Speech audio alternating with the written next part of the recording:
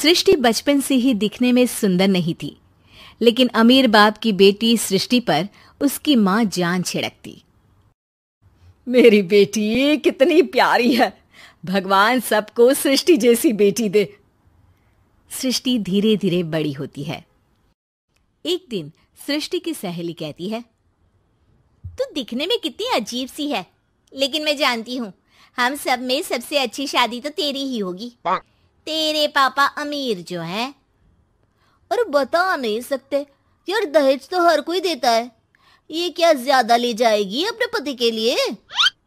अरे बड़े शहर में कोठी है इसके पापा की। अरे पापा की है ना, कौन सी इसकी है? इसकी होती तब तो कोई भी लड़का इससे शादी कर लेता।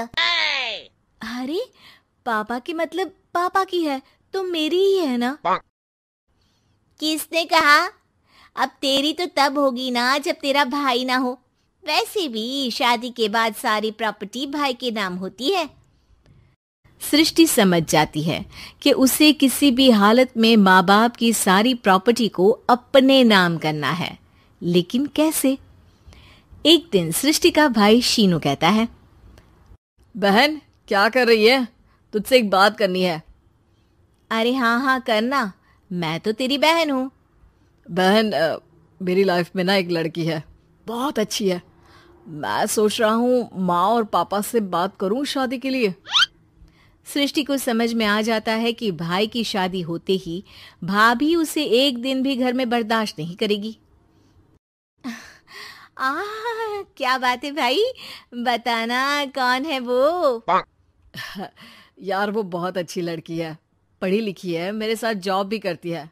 बस एक प्रॉब्लम है। प्रॉब्लम? क्या प्रॉब्लम है भाई?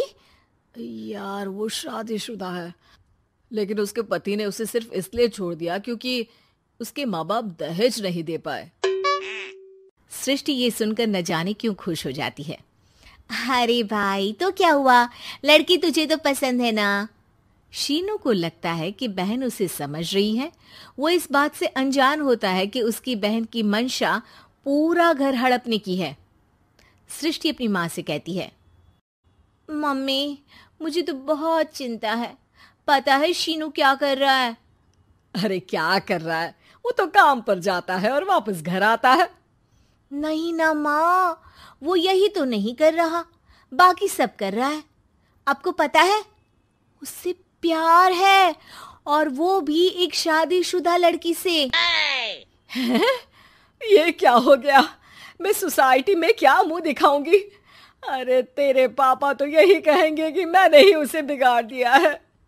माँ देखो, मेरी बात मानो, पापा पर भी विश्वास करने की जरूरत नहीं है। अब आप ही बताओ, पापा इतनी देर घर के बाहर रहते हैं क्यों? बोलो। अरे बेटा वो तो नौकरी करते हैं ना। तू बहुत भोली है माँ।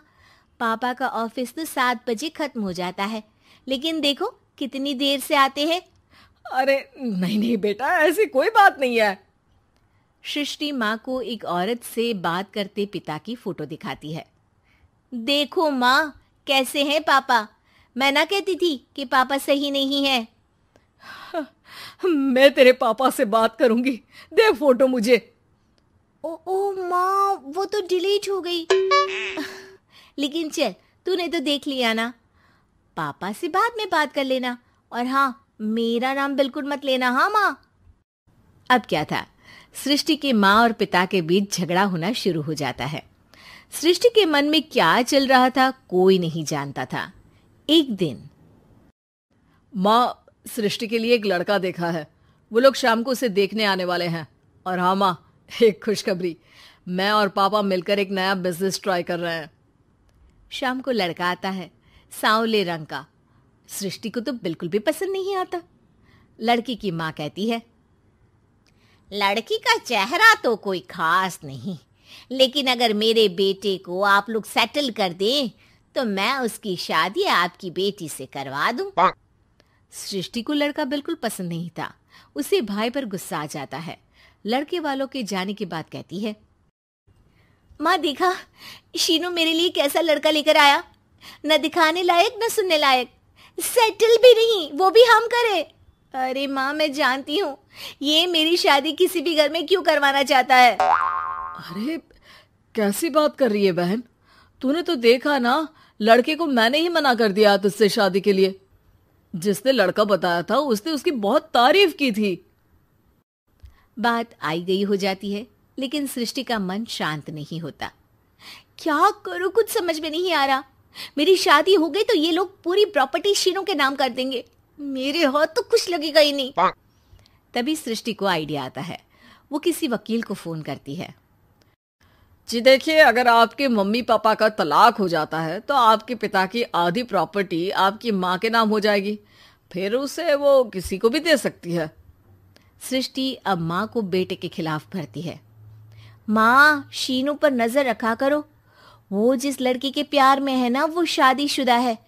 यहाँ आएगी, सारा पैसा, रुपया, जमीन, जायदाद सब हड़प लेगी। पापा का भी हाल तुमसे छुपा नहीं है।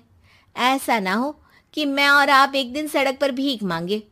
हे भगवान, मैं तो जीते जी मर जाऊंगी अगर ऐसा हो गया तो। ऐसा हो गया नहीं माँ, ऐसा ही होगा। अभी समय है, आगे का सोच लो।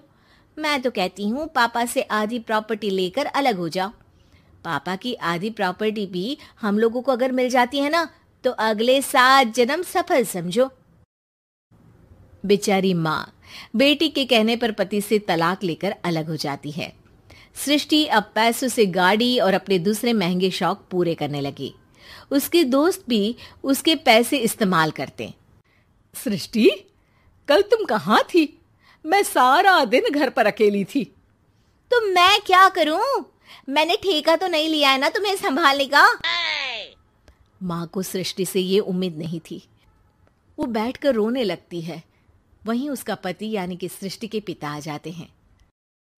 मैं जानता था कि तुम्हारा यही हाल होगा, तो आपने मुझे रोका क्यों नहीं?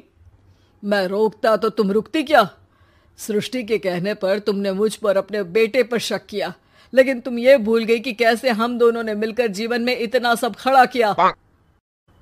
माँ पति के गले लग जाती है। मुझे माफ कर दीजिए, मैंने आपकी कमाई का एक बड़ा हिस्सा गवा दिया। कोई बात नहीं, तुम साथ हो तो मैं ऐसी 7 प्रॉपर्टी खड़ी कर दूंगा। तभी वहां सृष्टि आ जाती है रोते हुए। माँ, मयंक ने मुझे छोड़ दिया। वो बोल रहा था जब तक मेरे पास पैसे थे तब तक ही वो मेरे साथ था। पापा, माँ, मुझे माफ कर दीजिए।